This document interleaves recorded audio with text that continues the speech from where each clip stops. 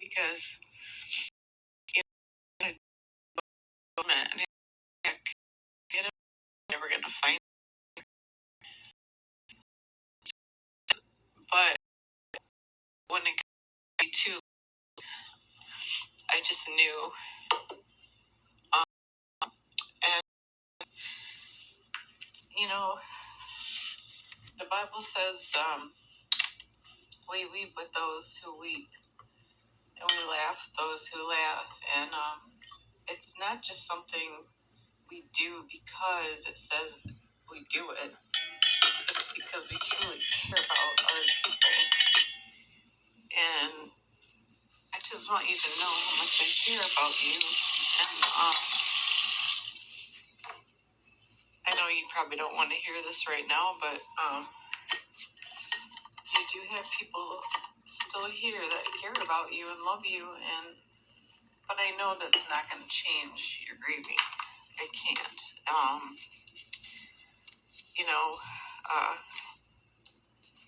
I know he was like your best friend in the whole world, and I was afraid of this. I really was. I was just hoping that maybe he was on a, string of doing drugs or something, and then he would come back around.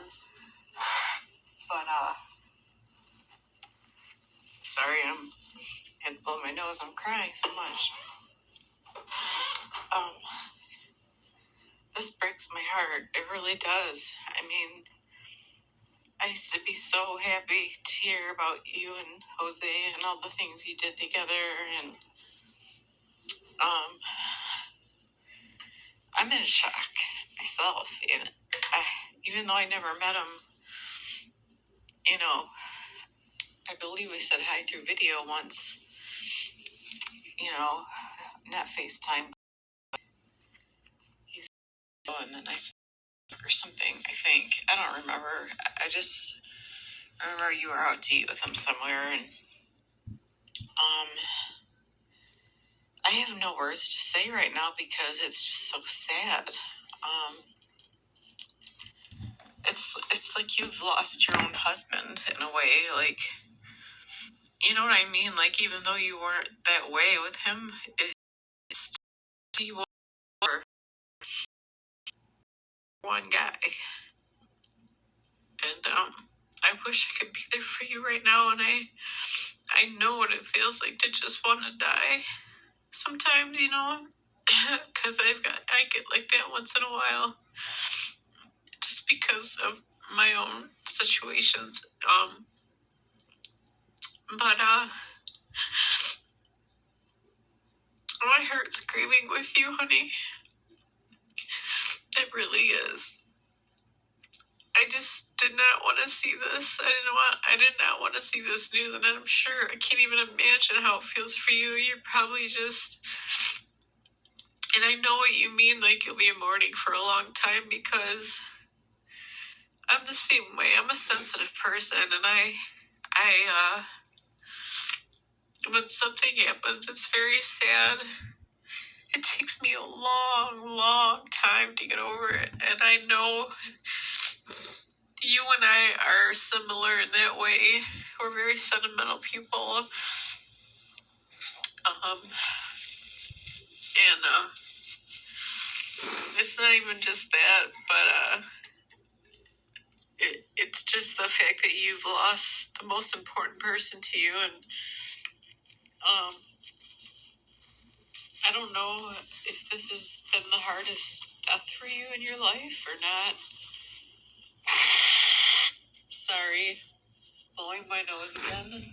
I'm gonna give myself a headache crying here. I just had this feeling that he was gonna be in his apartment and not there, not awake. And I thought by now, though, they would start smelling something, or because, after so long, the body, just, I thought someone would catch that, but I guess not. I am very happy to hear, though, about Lady. I wish you could take her, in your place, because I know that she gave you comfort, and that he's a part of Jose, you know, but at least you'll get to see Lady through Johnny. And I'm glad you have Johnny and Linda and all them for your friends, because that's why it's good to have a few good friends so that you have people to rely on. And I know right now you want to isolate yourself and cry and just cry until you can't. I get that absolutely 100%. But over time, though, John, I really want you to see Johnny, or to be with one of them, at least Johnny. Go be with Johnny and cry with him. Be with a friend that can physically hug you and comfort you. I don't want you to be so isolated to the point where you can't get over this. I know right now, initially, you have to do what you gotta do, and I'm not telling you how to grieve. I'm just saying, make sure you keep in touch with the people you care about, because you never know when their last day is going to be either. And, or, you know, not only that, but just you need some support. And maybe when you get out of the worst of this, you can join a grief support group. I hear that can help a lot of people, because everybody there has gone through some tragic loss, and you'll be able to relate to them, and you won't feel so alone.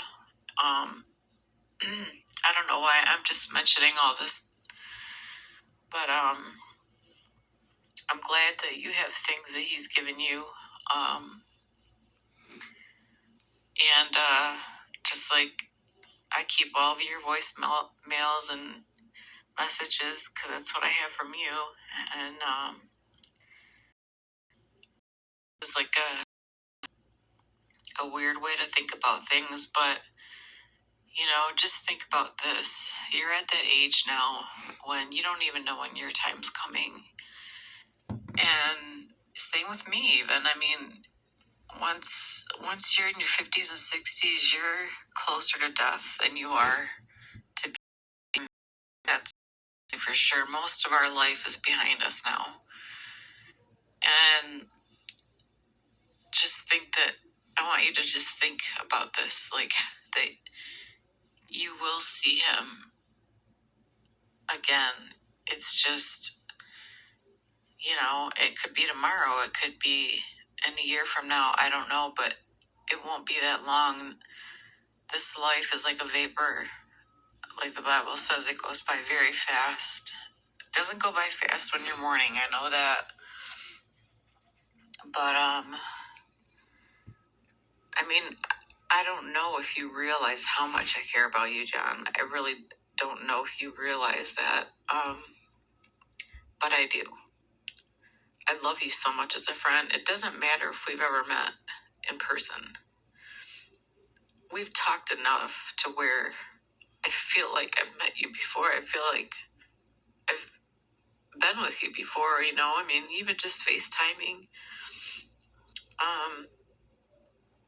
And it breaks my heart that I might not be talking to you as much for a while. I don't know.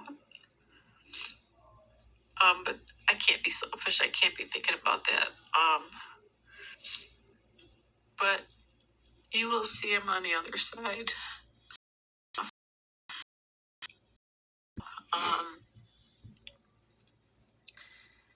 So I hope you can live most of the rest of your life, however long it may be,